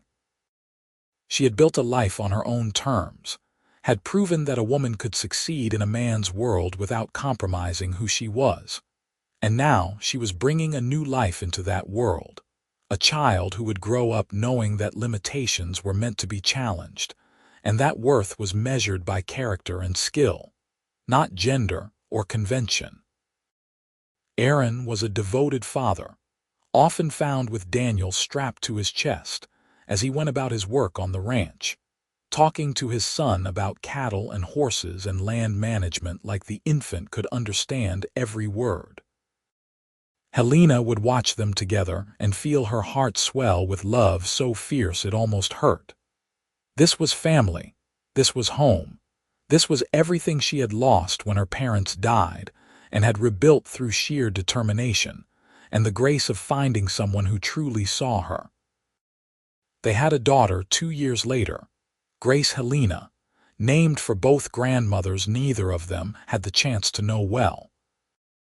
Grace was spirited from the start, demanding attention and always in motion, and Helena often joked that she had inherited her mother's stubborn determination and her father's inability to stay still. Daniel, meanwhile, grew into a thoughtful child who showed an early aptitude for working with animals, often found in the stables talking to the horses or in the breeding pens watching his mother work. The ranch continued to prosper through the late 1880s and into the 1890s. There were setbacks, of course, drought years when the grass turned brown and brittle, and they had to buy feed at inflated prices, market fluctuations that made beef prices unpredictable, the occasional cattle disease that required careful management to contain. But through it all, Aaron and Helena worked as a team, their different strengths complementing each other, their shared love for the land, and the animals keeping them focused on what mattered. Charlie Peterson eventually bought his own small spread adjoining the Carter Northfield Ranch, and he remained one of their closest friends, often joining them for Sunday dinners, where they would talk about everything from breeding strategies to politics to the changing face of the American West. Tom Hendricks rose to become their head foreman, a trusted right hand who managed the day-to-day operations with efficiency and fairness, and who had long since apologized for his initial treatment of Helena and become one of her strongest advocates. As the children grew, they became increasingly involved in the ranch operations. Daniel at 10 was already competent with a rope and could spot illness in cattle before most adults noticed anything wrong. Grace at 8 was fearless with the horses, showing a natural affinity for training that reminded Aaron of Helena's early work on the breeding program. They attended school in Tulsa during the winter months, but summers were spent on the ranch learning the business that would hopefully someday be theirs. In the spring of 1895, Samuel Brennan passed away peacefully in his sleep. He had become a friend over the years, visiting regularly and taking genuine delight in the success of the ranch he had sold them.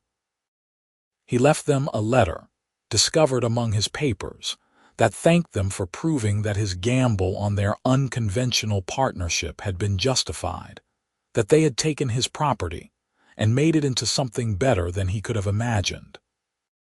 The letter made Helena cry, both for the loss of a man who had given her a chance when so many others would not, and for the recognition that she had succeeded beyond even her own hopes. By the turn of the century, the Carter Northfield Ranch was one of the most successful operations in Oklahoma, now officially a state rather than just a territory. Helena's breeding program had been documented and studied by agricultural colleges, her methods taught as examples of innovative ranch management.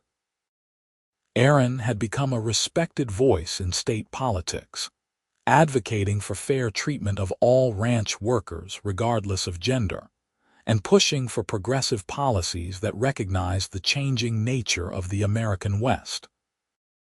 They stood together on the porch of their home on a warm summer evening in 1902, watching Daniel, now 17 and nearly as tall as his father, working with a group of young cattle, and Grace, 15 and already drawing the attention of several young men in town much to her father's dismay, riding her favorite horse across the pasture. 20 years had passed since that day. Helena roped the lead steer, and Aaron simply watched, and yet in many ways it felt like yesterday.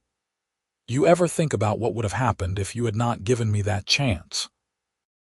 Helena asked, leaning into Aaron's side in the way that had become habit over their years together. "I try not to," Aaron admitted.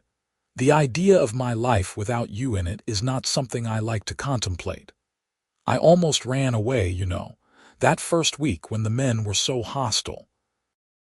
I almost just saddled a horse and rode out before dawn."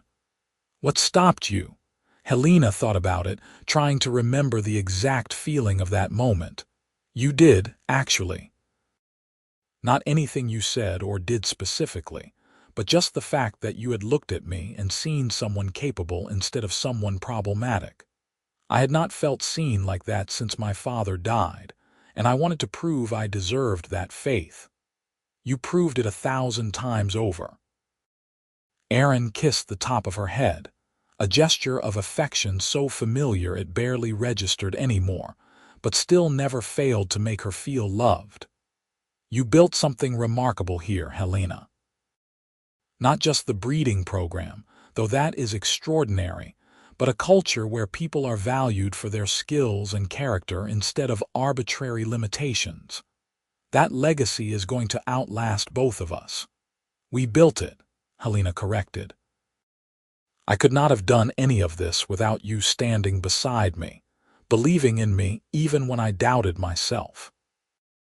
They stood in comfortable silence, watching their children, watching the land that had become home in the deepest sense of the word. and Helena felt a peace she had not known was possible in those dark days after her parents died. Life had not been easy. The path to this moment had been filled with challenges and setbacks and moments where success seemed impossible, but she had persevered. She had refused to accept the limitations others tried to place on her, had fought for her place and her worth, and in doing so had built something that mattered. Daniel saw them watching and waved, and Grace rode over to the porch, her face flushed with exertion and joy. "Ma, Pa, did you see? I got her to take the jump on the first try. I told you she was ready." "We saw, sweetheart," Helena said, pride evident in her voice. "You have got a real gift with horses." "I learned from the best." Grace grinned, completely unaware of how much those simple words meant to her mother. "What is for dinner? I am starving." "When are you not starving?" Daniel teased, joining them. "You eat more than the hired hands." "That is because I work harder than the hired hands," Grace shot back, and the siblings dissolved into their usual bickering as they headed inside. That night, after the children were in bed and the ranch had settled into quiet, Aaron and Helena lay together in the bedroom they had shared for nearly 2 decades. The moonlight streamed through the window, painting everything in silver, and Helena traced idle patterns on Aaron's chest, thinking about the journey that had brought them here. "I love you," she said quietly. "I know I say it all the time, but I want you to know I mean it every single time. You are the best thing that ever happened to me, Aaron Northfield."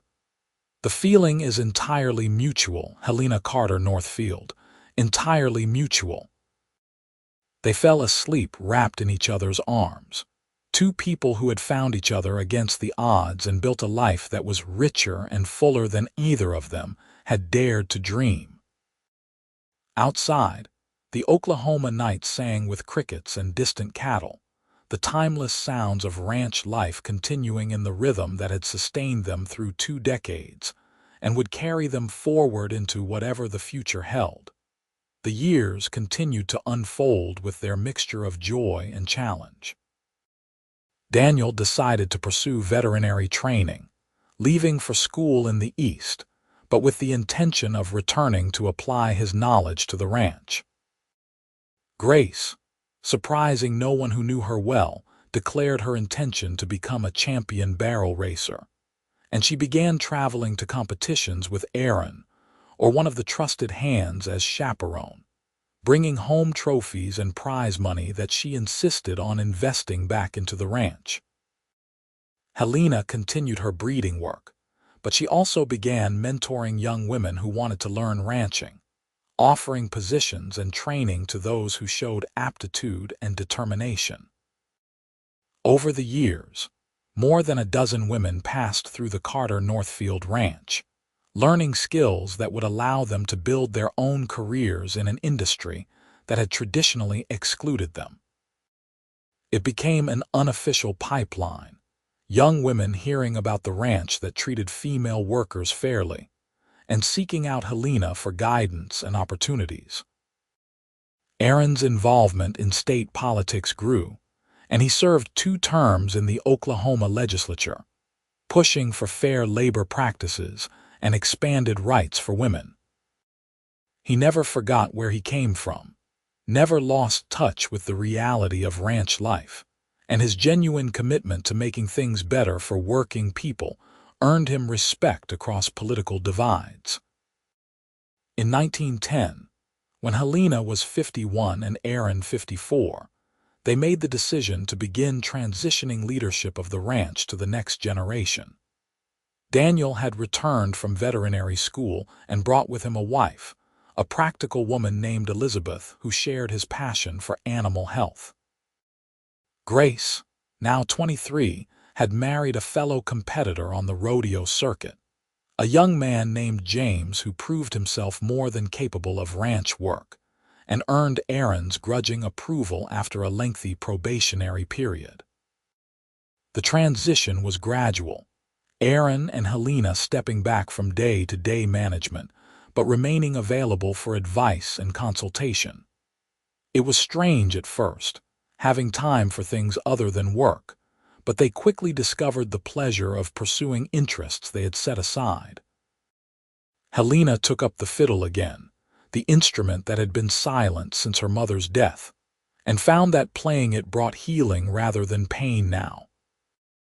Aaron began writing, documenting the history of the ranch and the lessons learned over decades of management, creating a legacy in words to match the physical legacy of the land.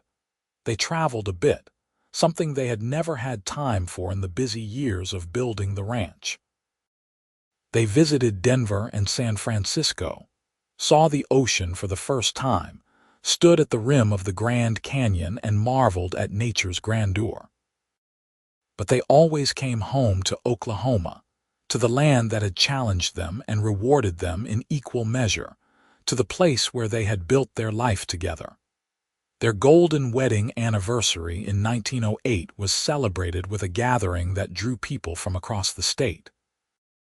Old hands who had worked the ranch decades earlier, women Helena had mentored who now ran their own operations, business partners and friends and family, all coming together to honor a marriage that had endured and thrived for half a century.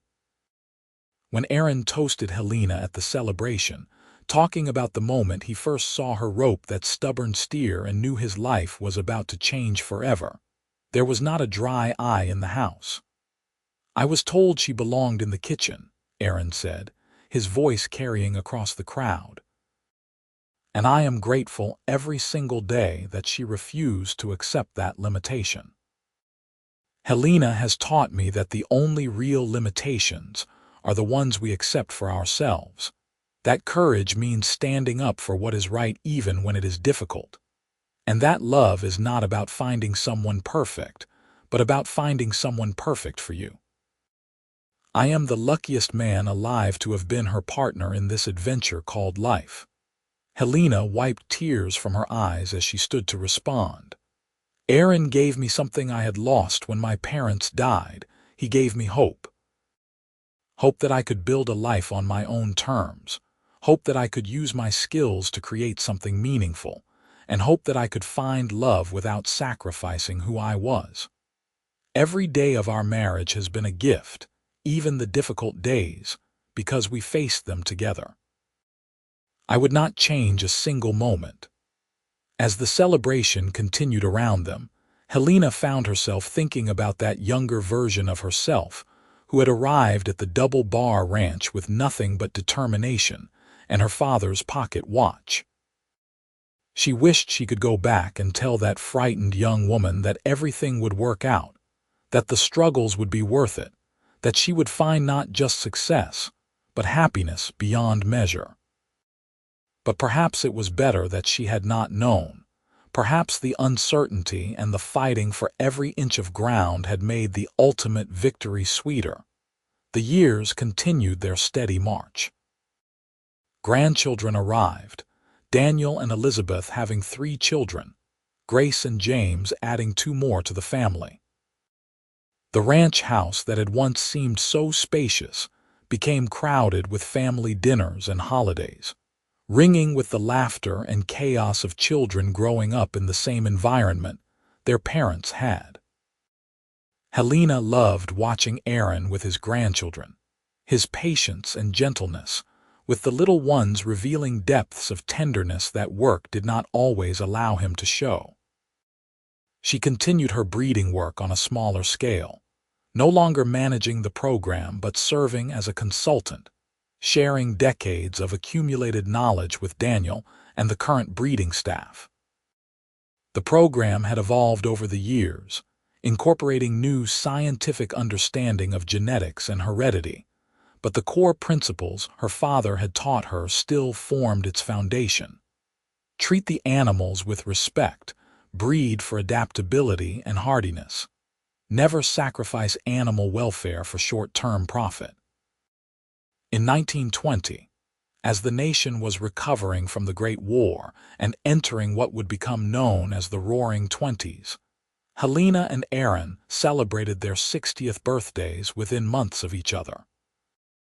They were slowing down now, age claiming its inevitable due, but they were still vital, still engaged with life, still deeply in love. They spent their evenings on the porch, holding hands and watching the sun set over land that had been their life's work, and they felt grateful for every moment they had been given. "You have any regrets?" Aaron asked one evening as they sat in their customary place, the question coming out of a comfortable silence. Helena considered it seriously, because Aaron deserved a thoughtful answer. "No," she finally said.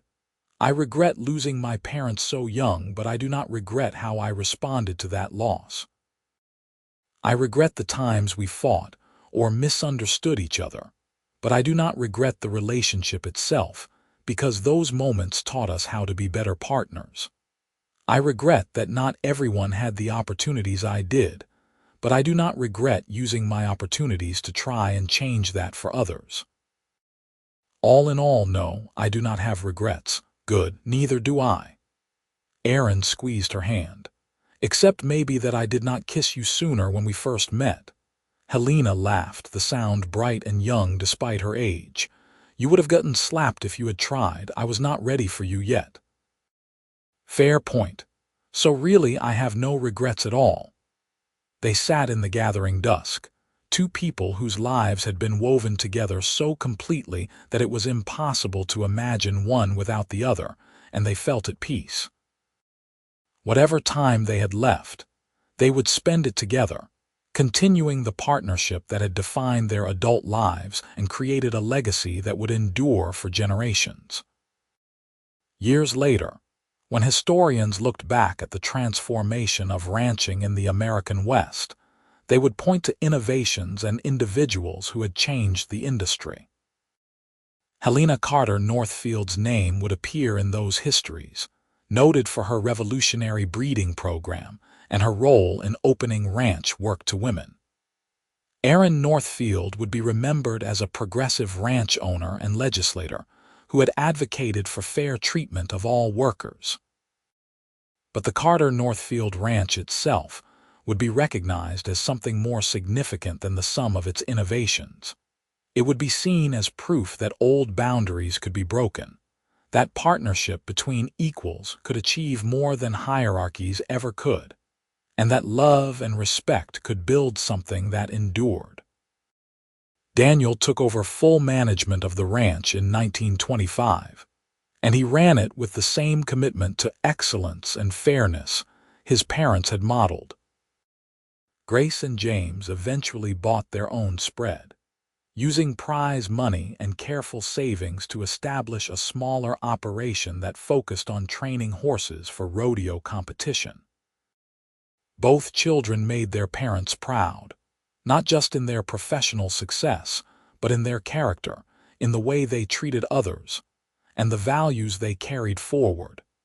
Helena and Aaron lived to see their great-grandchildren, the next generation of the family, beginning to arrive in the late 1920s. By then they were truly old, bodies failing in the ways bodies do when they have been worked hard for 8 decades. But their minds remained sharp, and their love for each other undimmed.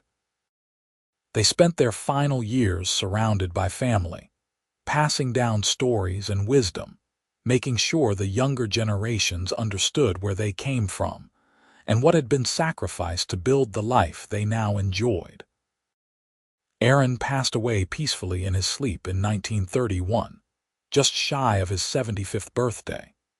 He simply did not wake up one morning, slipping away so quietly that Helena, sleeping beside him as she had for nearly half a century, did not realize he was gone until she woke and found him still and cold.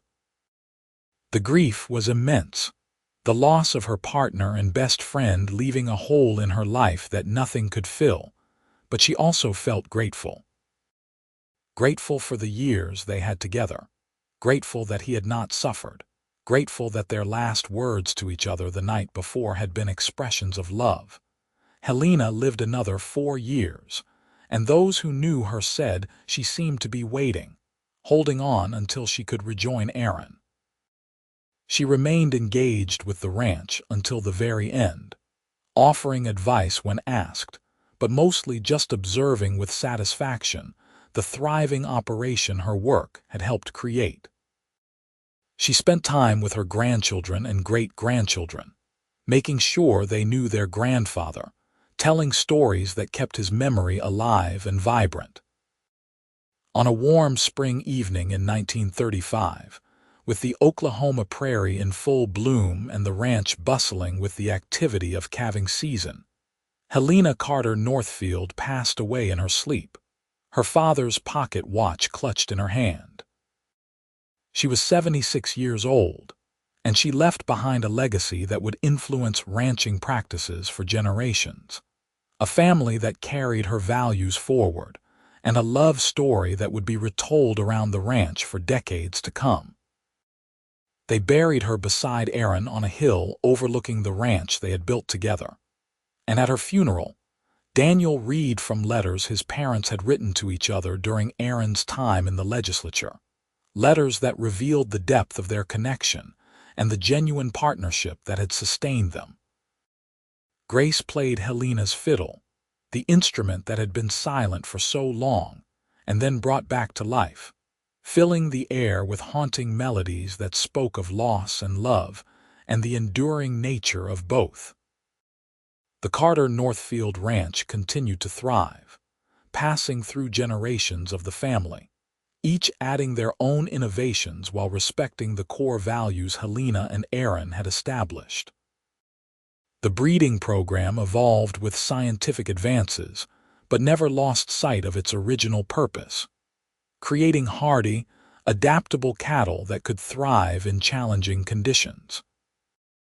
The ranch's commitment to fair treatment of all workers regardless of gender became not just policy but culture, a legacy that attracted the best hands and created a working environment where everyone could contribute to their full potential.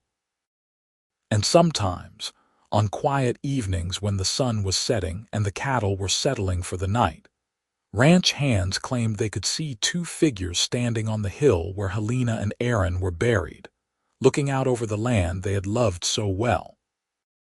It was probably just a trick of the light, shadows, and wishful thinking, but the story persisted because people wanted to believe that love that strong did not simply end with death, but continued on, watching over what it had created, satisfied with the legacy it left behind.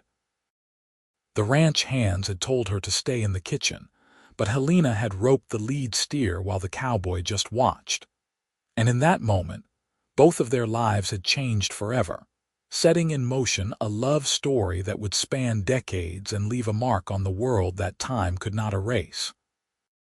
It was a story of courage and determination, of breaking boundaries and building something new, but most of all it was a story of two people who found each other against the odds and chose to face life as partners, equals in every sense that mattered.